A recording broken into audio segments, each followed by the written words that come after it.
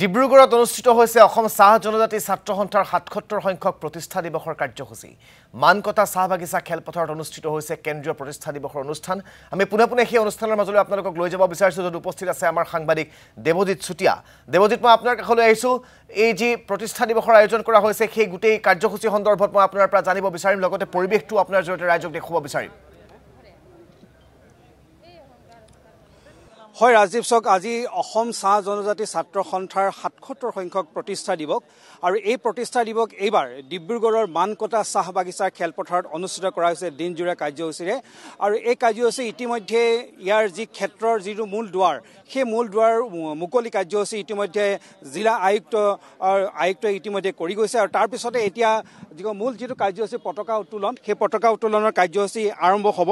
আৰু উল্লেখযোগ্য যে আজি দিনজোৰা কাৰ্যসূচী পতাকা উত্তোলনৰ পিছত সাংস্কৃতিক শোভাযাত্ৰা, তাৰপিছতে মুকলি সভাকে ইত্যাদি কৰি ভালেই সংখ্যক কাৰ্যসূচী আছে। আৰু এই কাৰ্যসূচী ইতিমধ্যে যিসকল অতিথি, সেই অতিথিসকল ইতিমধ্যে আহি পাইছে। কেন্দ্ৰীয় নেতৃবৃন্দ ইতিমধ্যে এই যি ক্ষেত্ৰত আহি উপস্থিত হৈছে। আটাইতকৈ ডাঙৰ কথা, এই সন্থাৰ লগত জড়িত প্ৰাক্তন বহু সংখ্যক সভাপতি সম্পাদক যেনে প্ৰবন সিং ঘাটোৱাৰ, কামাখ্যা প্ৰসাদ তচাকে ইত্যাদি কৰি বহু সংখ্যক অতিথিও ইতিমধ্যে আহি উপস্থিত হৈছে। সকলোৱে একেলগে ইয়াৰ পতাকা উত্তোলন কাৰ্যসূচীত অংশগ্ৰহণ কৰিব। মোৰ লগত কেন্দ্ৰীয় সভাপতি আছে, ধীৰাজ গোৱালা আছে। মই তেখেতৰ কাষলৈ গৈছোঁ। ইতিমধ্যে আপোনালোকৰ কাৰ্যসূচী আৰম্ভ হৈ গৈছে, মূল ক্ষেত্ৰ দ্বাৰ মুকলি হৈ গৈছে। এতিয়া হ'ব আপোনালোকৰ পতাকা উত্তোলন কাৰ্যসূচী।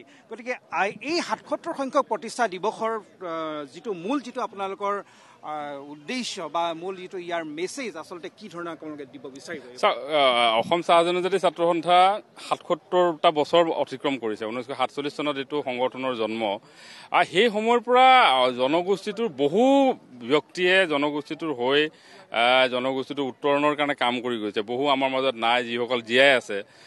তেওঁলোকে বৰ্তমান যি ৰাজনৈতিক মঞ্চতে নাথাকক কিয়, যি প্লেটফৰ্মতে নাথাকক কিয়, আটছাৰ প্ৰতিষ্ঠা দিৱসত সকলো এই অনুষ্ঠানত আহে, যিটো আমাৰ কাৰণে এটা খুব ভাল লগা কথা। কংগ্ৰেছ, বিজেপি, এজিপি কোনো ৰাজনীতিৰ কথা ইয়াতে নাই।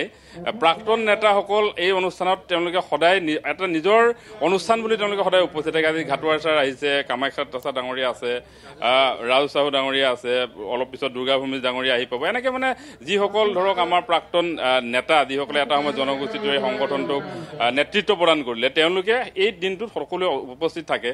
আৰু আমাৰ কাৰণে এইটো এটা ভাল কথা, এইটো কাৰণে যে প্ৰাক্তন আৰু নতুনৰ মাজত জনগোষ্ঠীটোৰ সমস্যাবিলাকৰ কথা আলোচনা কৰা এটা পৰিৱেশ। কাৰণ জনগোষ্ঠীটোক তেওঁলোকে সময়ত যিবিলাক দাবী আছিলে, আজি আমি যিবিলাক দাবীক লৈ সংগঠন কৰিছোঁ, সেই দাবীবিলাকৰ কিমান পূৰ্ণ হৈছে, কিমান দাবী আজি তাৰিখত চৰকাৰখনে মানি লৈছে, নাইবা জনগোষ্ঠীটো উপকৃত হৈছে, এই কথাবিলাক আলোচনা কৰাৰ এটা প্লেটফৰ্ম হৈছে এই প্ৰতিষ্ঠা দিৱস। আৰু ৭৭ সংখ্যক প্ৰতিষ্ঠা দিৱসত নিশ্চিতভাৱে জনজাতিকৰণৰ প্ৰসংগ আহিব, নিশ্চিতভাৱে ভূমিপট্টাৰ প্ৰসংগ আহিব, নিশ্চিতভাৱে চাহ শ্ৰমিকৰ মজুৰিৰ কথা আহিব।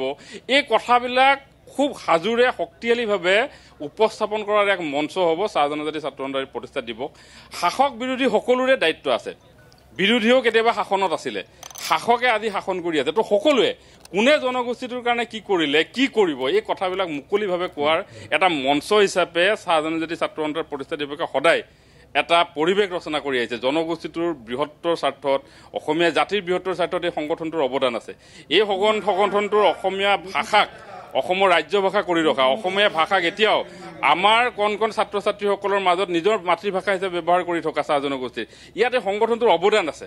গতিকে এই সংগঠনটোৱে আজিৰ তাৰিখতো বিচাৰে যে অসমৰ জাতীয় জীৱনৰ লগত সমানে নিজৰ জনগোষ্ঠীটোক আগবঢ়াই, জনগোষ্ঠীটোৰ লগতে সমাজখনক আগবঢ়াই লৈ যোৱাৰ মানসিকতাৰে আমি এই ৭৭ সংখ্যক প্ৰতিষ্ঠা দিৱস। দেৱজিৎ চুটিয়া, আপোনাক এই মুহূৰ্তত ধন্যবাদ জ্ঞাপন কৰিছোঁ।